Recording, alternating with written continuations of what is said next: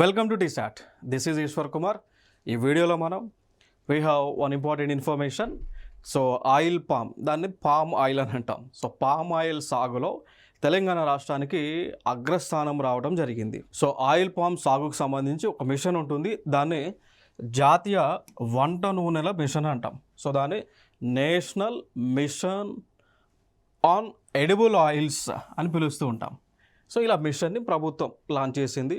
దీని యొక్క ఉద్దేశం ఏంటి అంటే, మన భారతదేశంలో అన్ని రాష్ట్రాల్లో కూడా పామ్ ఆయిల్ని పంటని పండించడము, సన్ఫ్లవర్ పొద్దుతిరుగుడు పువ్వుల యొక్క పంటని పండించడము, గ్రౌండ్ నట్ అంటే వేరుశనగ పంటని పండించడము. సో ఇలా మనం వంట చేసుకునేటువంటి వివిధ నూనెలు ఏవైతే ఉన్నాయో నూనెలను ఉత్పత్తి చేయడం, భారతదేశంలో పంట పండించడం, ఆ పండించడానికి సంబంధించినటువంటి ఒక మిషన్ జాతీయ వంట నూనెల మిషన్. దాన్ని national mission on edible oils అని చెప్తూ ఉంటాం. ఓకే, సో ఈ మిషన్ ద్వారా పంటలు పండిస్తూ ఉన్నారు. ఈ క్రమంలో తెలంగాణ రాష్ట్రం కూడా ఈ ఆయిల్ పామ్ను సాగు చేస్తుంది. ఆ క్రమంలో ఫస్ట్ ప్లేస్లోకి రావడం జరిగింది. దీనికి సంబంధించి మనకి ఢిల్లీలో మే 29న జాతీయ వ్యవసాయ సదస్సు 2026 జరిగింది. సో దానిలో ఈ యొక్క లిస్ట్ని రిలీజ్ చేశారు. ఏమని రిలీజ్ చేశారు అంటే, లైక్ ఏ రాష్ట్రం ఏ పంటలో అగ్రగామిగా ఉంది అని అలా రిలీజ్ చేస్తే తెలంగాణ ఆయిల్ పామ్లో సాగులో ఫస్ట్ ప్లేస్లో ఉన్నాం. ఓకేనా.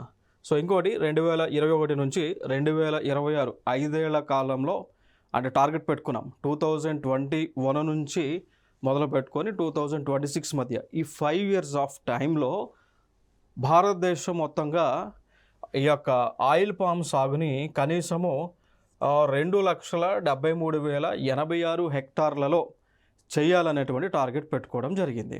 దానిలోకెల్లా తీసుకుంటే ఇక్కడ తెలంగాణ నుంచే, సో టోటల్గా ఇండియా మొత్తంలో 2,73,084 హెక్టార్లు టార్గెట్ పెట్టుకుంటే తెలంగాణ నుంచి ఎంత అండి, 98,112 హెక్టార్ల మేర టార్గెట్ పెట్టుకోవడం జరిగింది తెలంగాణ. సో తెలంగాణలో అంత టార్గెట్ పెట్టుకొని తెలంగాణ చేసింది, 100% సక్సెస్ చేశారు. సో చేయడంతో ఫస్ట్ ప్లేస్లోకి వచ్చింది. ఇక దాని తర్వాత సెకండ్ ప్లేస్లో ఆంధ్రప్రదేశ్ ఉంది.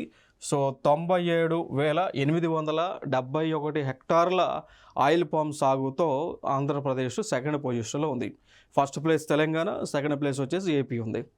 ఇంకోటి, సో ఇప్పుడు టోటల్గా ఇండియా మొత్తంలో ఈ ఆయిల్ పామ్ చేస్తారు చూసారా, సో దాంట్లో ఈ 36% అంతా కూడా మనకి ఇక్కడ తెలంగాణ నుంచి 36% ఉంది అన్నమాట.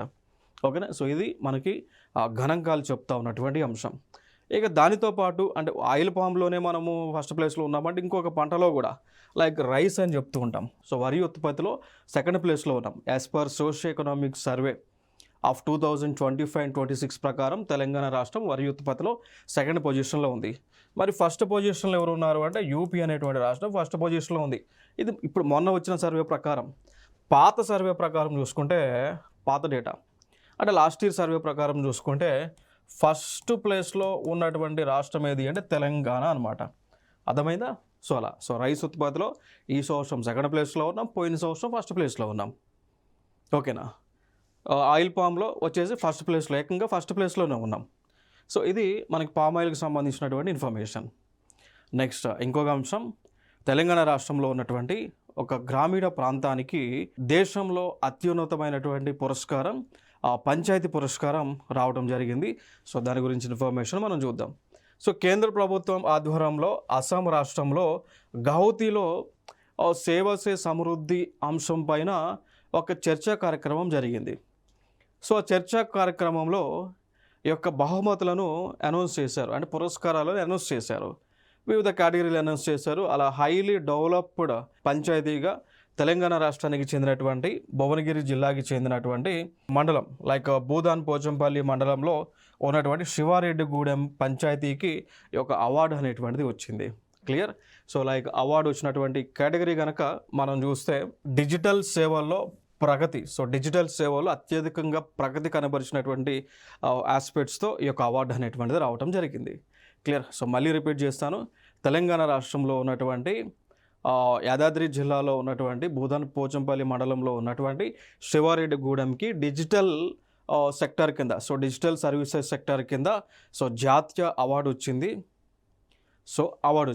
సో దీనిలో భాగంగా పంచాయతీ సెక్రటరీ అయినటువంటి రజిత, లైక్ పంచాయతీ కార్యదర్శి రజిత అండ్ సర్పంచ్ అయిన బొక్క మల్లారెడ్డి యొక్క అవార్డుని స్వీకరించుకోవడం జరిగింది.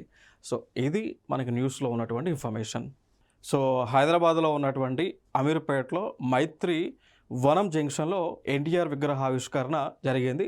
సో ఎన్టీఆర్ యొక్క జన్మదినోత్సవ సందర్భంగా వారి యొక్క విగ్రహ ఆవిష్కరణని ప్రభుత్వము చేయడం జరిగింది. సో మైత్రివనంలో జంక్షన్లో. సో ఈయన ఎన్టీఆర్ అంటే నందమూరి తారక రామారావు. సో ఈయన మనకి ఉమ్మడి ఆంధ్రాకి గతంలో ముఖ్యమంత్రిగా విధులను నిర్వహించినటువంటి వ్యక్తి. క్లియర్. తెలంగాణ ప్రభుత్వం ఇంకొక అడుగు ముందుకు వేస్తుంది. సో తెలంగాణ రాష్ట్రంలో ఉన్నటువంటి ప్రతి పౌరుడికి, ప్రతి కుటుంబానికి ఉపయోగపడే విధంగా సమగ్ర సంక్షేమ కార్డుని తీసుకురాబోతున్నారు. సో ఈ సమగ్ర సంక్షేమ కార్డు, కాంప్రహెన్సివ్ వెల్ఫేర్ కార్డు అంటాం. సో దీనిలో ఆ కుటుంబము ఏ సంక్షేమ కార్యక్రమాలకు అర్హులవుతారో అవన్నీ కూడా ఈ కార్డు ద్వారా వాళ్ళకి ఎలిజిబిలిటీ వస్తుంది. దాంతోపాటు ఇప్పటివరకు ఎంత మేర వారు ప్రభుత్వం యొక్క సంక్షేమ కార్యక్రమాల ద్వారా వారు లబ్ధి పొందారు అనేటువంటి ఇన్ఫర్మేషన్ అంతా కూడా ఈ యొక్క కార్డులో ఉంటుంది. అంటే it is like one card. So it is one card for many schemes. అలా ఒక కార్డు ఉంటే, జస్ట్ ఒక కార్డు ఉంటే అది ఏ స్కీమ్కైనా కూడా ఎలిజిబిలిటీ వస్తుంది. అండ్ ఇప్పటివరకు మన ప్రస్తుతం ఎలా ఉండేది, రేషన్ కార్డుకి సపరేట్, అంటే రేషన్ కోసం రేషన్ కార్డు, హెల్త్ కోసం ఆరోగ్యశ్రీ కార్డు, అండ్ బస్సు ఎక్కాలి అంటే మహాలక్ష్మి స్కీమ్ కావాలంటే ఆధార్ కార్డు. అలా ఒక్కొక్క స్కీమ్కి ఒక్కొక్క కార్డులు ఉండేవి. సో ఇప్పుడు రాష్ట్ర ప్రభుత్వం ఏం చేయబోతూ ఉంది, అన్నిటికీ కలిపి ఒకే కార్డు, అదే సమగ్ర సంక్షేమ కార్డు. సో ఒక కార్డు ఉంటే వాళ్ళు అన్నిటికీ కూడా బెనిఫిట్ అవుతూ ఉంటారు. సో అది తీసుకురాబోతూ ఉన్నారు. తెలంగాణలో మహిళా శక్తి సూపర్ బజార్లను ఏర్పాటు చేస్తూ ఉన్నారు.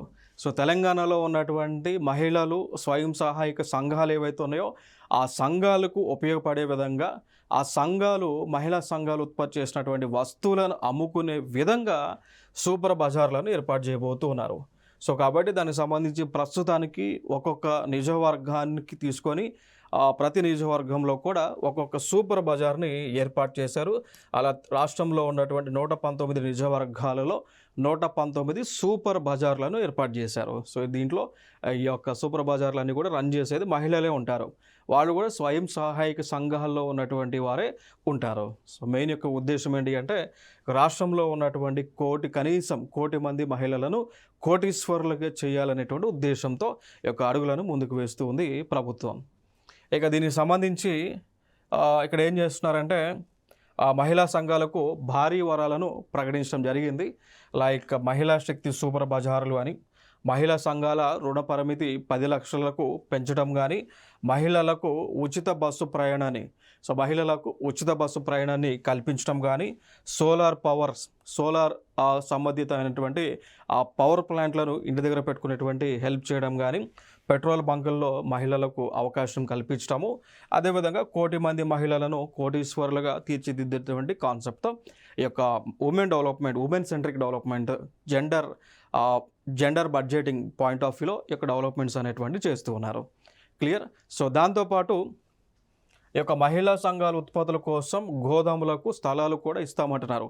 So very very very low రెంట్తో ఎవరైనా కూడా ఒక వేర్ హౌస్లో ఏర్పాటు చేసుకోవాలనుకుంటే ఆ వేర్ హౌస్లో కావాల్సినటువంటి స్థలాన్ని కూడా అందిస్తున్నామని చెప్తున్నారు.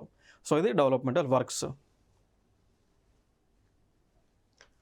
ఇంకొక అంశం లైక్ గ్రామీణ అభివృద్ధి కోసం కేంద్ర ప్రభుత్వము 16వ ఆర్థిక సంఘం తరపున యొక్క నిధులను మంజూరు చేయడం జరిగింది. సో అలా తెలంగాణ రాష్ట్రానికి 9,968 కోట్ల రూపాయలను మంజూరు చేయడం జరిగింది. ఓకేనా. సో లైక్ ఫైనల్గా దేశంలోని గ్రామీణ సంస్థల అభివృద్ధికి 16వ ఆర్థిక సంఘం భారీగా నిధులను రిలీజ్ చేయడం జరిగింది. సో లైక్ 2030-31 వరకు 5 ఏళ్ల కాలానికి మొత్తానికి కలుపుకొని టోటల్ అమౌంట్ 4,35,236 కోట్ల రూపాయలను గ్రాంట్ రూపంలో రిలీజ్ చేశారు అనమాట. సో దానిలో తెలంగాణకు 9,968 కోట్లు, ఏపీకి 16,627 కోట్ల రూపాయలను రిలీజ్ చేయడం జరిగింది.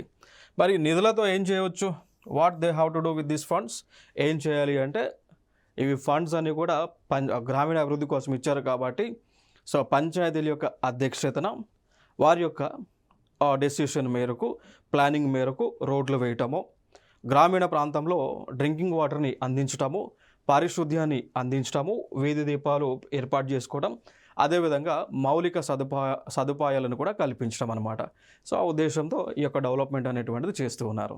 తెలంగాణలో ఒక కొత్త పాలసీని తీసుకొస్తూ ఉన్నారు. సో దానినే తెలంగాణ, ఆ పాలసీని ఏమని పిలుస్తాము అంటే లైక్ తెలంగాణ నెక్స్ట్ జెన్, ఆ పాలసీని Telangana next gen life sciences policy 2026-2030 అని చెప్తూ ఉంటాం. సో ఆ పాలసీని లాంచ్ చేసుకోవడం జరిగింది. సో మరి ఈ Telangana next gen life sciences policy 2026-2020 యొక్క ముఖ్య ఉద్దేశం ఏంటి అంటే తెలంగాణ రాష్ట్రాన్ని ప్రపంచంలోకెల్లా లైఫ్ సైన్సెస్లో, జీవశాస్త్రములో, జీవ సాంకేతికతలో అభివృద్ధి చేసేటువంటి లక్ష్యం అన్నమాట.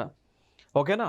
సో లైక్ తెలంగాణ రాష్ట్రాన్ని 2030 కల్లా ప్రపంచంలోనే లైఫ్ సైన్సెస్ కేంద్రాల్లో ఒక కేంద్రంగా తెలంగాణ రాష్ట్రాన్ని అభివృద్ధి చేయడం. సో దాంతోపాటు రానున్నటువంటి ఈ యొక్క 5 years ఆఫ్ టైంలో 5 లక్షల ఉద్యోగాలను కల్పించడము, దాంతో మేర దాదాపు $25 బిలియన్ల మేర తెలంగాణ రాష్ట్రంలో ఈ లైఫ్ సైన్సెస్కి సంబంధించినటువంటి పెట్టుబడులను పెట్టడం ఇది ఒక ఎజెండాగా పెట్టుకున్నారు. ఇక దాని తర్వాత ఇక్కడ మనకి బయోటెక్నాలజీని డెవలప్ చేయడం, బయోటెక్ ల్యాబ్లను డెవలప్ చేయడం, వ్యాక్సినేషన్ ల్యాబ్లను ఏర్పాటు చేయడం, మెడికల్ డివైజెస్ ల్యాబ్లను, సో మెడికల్ డివైజెస్ ల్యాబ్లు కావచ్చు, మెడికల్ డివైజెస్ టెక్నాలజీని ఇక్కడ అభివృద్ధి చేయడం అన్నమాట. సో ఇలా ఈ కార్యక్రమాలు చేస్తూ ఉన్నారు under the scheme, under the policy called Telangana next gen life sciences policy 2026 and 2030. Okay. So ఇది ఇక్కడ ఇన్ఫర్మేషన్. నెక్స్ట్ ఇంకొక ఇన్ఫర్మేషన్, ఇక్కడ తెలంగాణ ప్రభుత్వం హిల్టాప్ పోర్టల్ని ప్రారంభించడం జరిగింది. సో హిల్టాప్ పోర్టల్ అంటే like HILT Hyderabad industrial lands transformation policy. So అట్ట హిల్ట్ పోర్టల్ని లాంచ్ చేశారు. సో ఈ హిల్ట్ పోర్టల్లో ఏముంటుందంటే, హిల్ట్ అంటే Hyderabad industrial lands transformation policy, ఇది పాలసీ. దీనికి సంబంధించి పోర్టల్ ఏంటి, HILT Hyderabad industrial lands transformation portal అనమాట. సో దీనిలో ఏ ఇన్ఫర్మేషన్ ఉంటుంది అంటే తెలంగాణ రాష్ట్రంలో ఈ హైదరాబాద్ ఈ చుట్టుపక్కల పెరిఫరీలో ఉన్నటువంటి ల్యాండ్ డీటెయిల్స్ అన్నీ కూడా ఉంటాయి. సో ఆ ల్యాండ్ డీటెయిల్స్తో ఆ ల్యాండ్ ఏదైతే ఉందో అది ఈ యొక్క రాష్ట్ర డెవలప్మెంట్ కోసం ఇండస్ట్రీస్కు అలోకేట్ చేసేటువంటి ఫెసిలిటీ దీంట్లో ఉంటుంది వెబ్సైట్లో. ఇది గవర్నమెంట్ ఆఫ్ తెలంగాణ ప్రారంభించడం జరిగింది అన్నమాట. అర్థమైందా. లైక్ దీని ద్వారా ఏం చేశారు, ఈ పాలసీ కింద అంటే లైక్ హిల్ట్ పాలసీ కింద సో లైక్ రాష్ట్ర ప్రభుత్వం Hyderabad industrial land transformation policy సంబంధించి జియో నెంబర్ 81ని రిలీజ్ చేశారు. ఈ పాలసీ కింద అర్హత కలిగినటువంటి పరిశ్రమల యూనిట్ల నుంచి దరఖాస్తులు స్వీకరించేందుకు పరిశ్రమల వాణిజ్య శాఖల మంత్రి దుద్దేళ్ల శ్రీధర్ బాబు గారు మే 23న సచివాలయంలో ఆన్లైన్ పోర్టళ్లను ప్రారంభించారు. సో టీజీఐఐసి ఒక ప్రకటనలో తెలిపింది.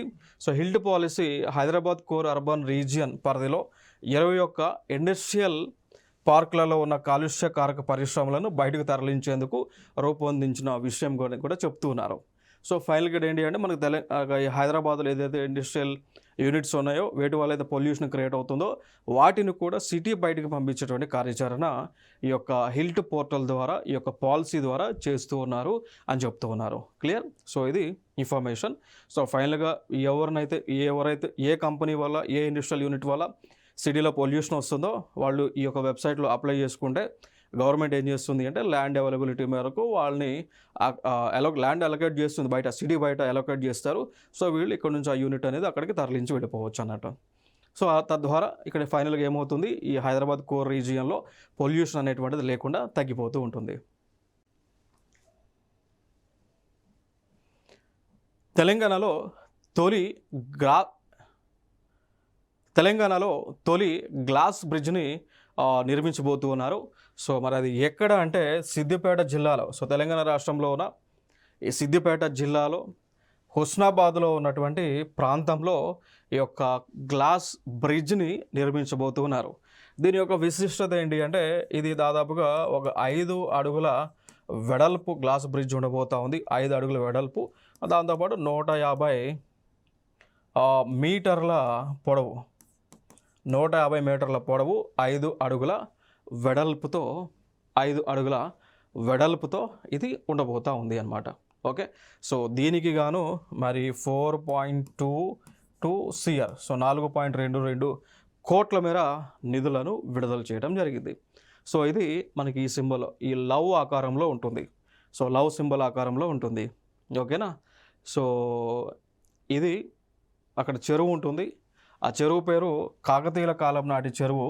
సో చెరువు ఎల్లమ్మ చెరువు. సో అక్కడ దగ్గరలో దీన్ని నిర్మిస్తూ ఉన్నారు. ఓకేనా. సో దీన్ని ఇలా నిర్మించి దీన్ని టూరిజం ఆస్పెక్ట్స్లో టూరిజం పాయింట్ కింద, టూరిజం ప్లేస్ కింద దీన్ని డెవలప్ చేస్తారు. సో ఆ ఉద్దేశంతో దీన్ని డెవలప్ చేస్తూ ఉన్నారు. సో ఇది ఒక అంశం మనకి న్యూస్లో ఉంది. ఇక తెలంగాణ రాష్ట్రంలో పెట్టుబడులను ఆకర్షించడానికి ఇన్వెస్ట్ తెలంగాణ. సో తెలంగాణ రాష్ట్రంలో పెట్టుబడులను ఆవిష్కరించడానికి ఇన్వెస్ట్ తెలంగాణ ఏజెన్సీని ప్రారంభించడం జరిగింది. సో దీనికి గాను ఒక 1500 ఎకరాల్లో డేటా సిటీని ఏర్పాటు చేసేటువంటి కసరత్తు జరుగుతూ ఉంది. మరి దీంట్లోనే లైక్ హెల్త్ సిటీని ఏర్పాటు చేయడం, ఈ హెల్త్ సిటీకి వైద్య పర్యాటక కేంద్రంగా దీన్ని డెవలప్ చేయటం, గ్లోబల్ క్యాపబిలిటీ సెంటర్లు ఏర్పాటు చేయటము, కోర్ అర్బన్ రీజన్ ప్రాంతాల్లో ఐటీ అదేవిధంగా డేటా సెంటర్లను అభివృద్ధి చేయటం, దాంతోపాటు భారత్ ఫ్యూచర్ సిటీ ఏదైతే ఉంటుందో సో ఆ భారత్ ఫ్యూచర్ సిటీలో ప్రజాప్రతినిధులకు భారత్ ఫ్యూచర్ సిటీలో ప్రతినిధులకు జర్నలిస్టులకు 500 ఎకరాలను కేటాయించడం. సో ఈ కార్యక్రమాలని కూడా చేయడం జరిగింది. సో ఫైనల్గా ఇన్వెస్ట్ తెలంగాణ ఏజెన్సీ ప్రారంభించారు. సో ప్రారంభించి తెలంగాణ రాష్ట్రంలో అనేక కంపెనీల నుంచి, అనేక దేశాల నుంచి పెట్టుబడులను ఆకర్షించేటువంటి కాన్సెప్ట్తో ముందుకు వెళ్తూ ఉన్నారు. సో ఇదొక ఇన్ఫర్మేషన్. ఇక్కడ తెలంగాణ రాష్ట్రంలో హైదరాబాద్ నుంచి పూణే, మహారాష్ట్ర అండ్ లైక్ హైదరాబాద్ నుంచి పూణే, నెక్స్ట్ ముంబైకి బుల్లెట్ ట్రైన్లను ఏర్పాటు చేయబోతున్నారు. సో అవే హై స్పీడ్ ట్రైన్స్ అనమాట. సో దానికి సంబంధించి శాంక్షన్ జరగడం జరిగింది. సో డిపిఆర్లన్నీ కూడా సిద్ధం చేసుకోవడం జరిగింది. సో ఫైనల్గా మనకి బుల్లెట్ ట్రైన్ ఏ ప్రాంతం నుంచి వెళ్తుంది? ఈ హైదరాబాద్ నుంచి కాలబుర్గి మీదుగా, సోలాపూర్ మీదుగా, అక్కడ నుంచి ఫైనల్గా ముంబైకి రీచ్ అవుతుంది. ఓకేనా. సో పూణే నుంచి ముంబైకి రీచ్ అవుతుంది. ఇది ఈ యొక్క నెట్వర్క్, ఇది ట్రైన్ నెట్వర్క్. సో దాదాపుగా తీసుకుంటే ఇది 670 కిలోమీటర్ల మేర లెంత్ ఉంటుంది. అంటే లైక్ మనము హైదరాబాద్ నుంచి ఈ యొక్క ముంబైకి టోటల్ డిస్టెన్స్ వచ్చేసి 670 కిలోమీటర్ల మేర డిస్టెన్స్ ఉంటుంది. సో 670 కిలోమీటర్ల డిస్టెన్స్ని కేవలము 3 నుంచి 3.5 అవర్స్లో చేరుకునే విధంగా ఈ యొక్క బుల్లెట్ ట్రైన్ని లేదంటే హై స్పీడ్ ట్రైన్ని ఏర్పాటు చేయబోతూ ఉన్నారు. దీనికి సంబంధించి కూడా బడ్జెట్ అంతా కూడా అలొకేషన్ జరగడం జరిగింది. ఓకేనా. సో ఇది లైక్ ఈ ట్రైన్ అనేటువంటిది దాదాపు యావరేజ్గా తీసుకుంటే గంటకు 300 కిలోమీటర్స్ పర్ అవర్తో, యావరేజ్గా గంటకు 300 కిలోమీటర్ల పర్ అవర్ స్పీడ్తో ఈ ట్రైన్ అనేటువంటిది రన్ అవ్వబోతూ ఉంది. సో రన్ అయ్యే విధంగా ఈ యొక్క రైల్వే ట్రాక్లను వీరు డెవలప్ చేయబోతూ ఉన్నారు. క్లియర్. సో మరి యాక్చువల్గా మనం ముంబైకి నుంచి ఈ హైదరాబాద్ రావాలి అంటే దాదాపుగా టైం తీసుకుంటే ఒక 15 అవర్స్ ఆఫ్ టైం పడుతుంది. ఆ 15 అవర్స్ ఆఫ్ టైంని 3 అవర్స్కి తగ్గించేటువంటి కార్యక్రమాన్ని చేస్తూ ఉన్నారు. Clear. So that is information. ఇది మనం గుర్తుపెట్టుకోవాలి. సో ఇదే రైల్ నెట్వర్క్ ఇది. ఇక దాంతోపాటు ఈ ముంబై నుంచి హైదరాబాద్ కనెక్షనే కాకుండా మిగిలిన ప్రాంతాల నుంచి లైక్ ఫర్ ఎగ్జాంపుల్ ఢిల్లీ నుంచి వారణాసికి, వారణాసి టు సిలిగురి, వారణాసి చూడండి. సో ఢిల్లీ నుంచి వారణాసి టు సిలిగురి ఇదొక నెట్వర్క్. హైదరాబాద్ నుంచి పూణే నుంచి ముంబైకి, మళ్ళీ హైదరాబాద్ నుంచి బెంగళూరుకి, మళ్ళీ హైదరాబాద్ నుంచి చెన్నైకి, మళ్ళీ చెన్నై నుంచి బెంగళూరుకి. సో ఇలా హై స్పీడ్ ట్రైన్లు, టోటల్గా 7 హై స్పీడ్ ట్రైన్లను వీళ్ళు నిర్మించబోతూ ఉన్నారు. ఓకేనా? సో ఇది ఒక డెవలప్మెంటల్ ఇన్ఫర్మేషన్గా మనం చెప్పొచ్చు. తెలంగాణ రాష్ట్రంలో జూన్ 25 నుంచి సర్ ప్రోగ్రామ్ని లాంచ్ చేశారు. సర్ అంటే దీన్నే స్పెషల్ ఇంటెన్సివ్ రివిజన్ అంటాం. సర్ అంటే special intensive revision of voter list అని అంటాం. సర్ అంటే special intensive revision of voter list. అంటే ఇక్కడ మనకి ఏదైతే ఆర్టికల్ 324 ఆర్టికల్, భారత రాజ్యాంగంలో ఉన్నటువంటి ఆర్టికల్ 324 అనుసరించి ఎలక్షన్ కమిషన్ ఆఫ్ ఇండియా ఏదైతే ఏర్పడిందో వాళ్ళు ఏం చేస్తున్నారు, భారతదేశంలో వివిధ రాష్ట్రాల్లో ఉన్నటువంటి ఓటర్ లిస్టులను వీళ్ళు ప్రక్షాళన చేస్తూ ఉన్నారు.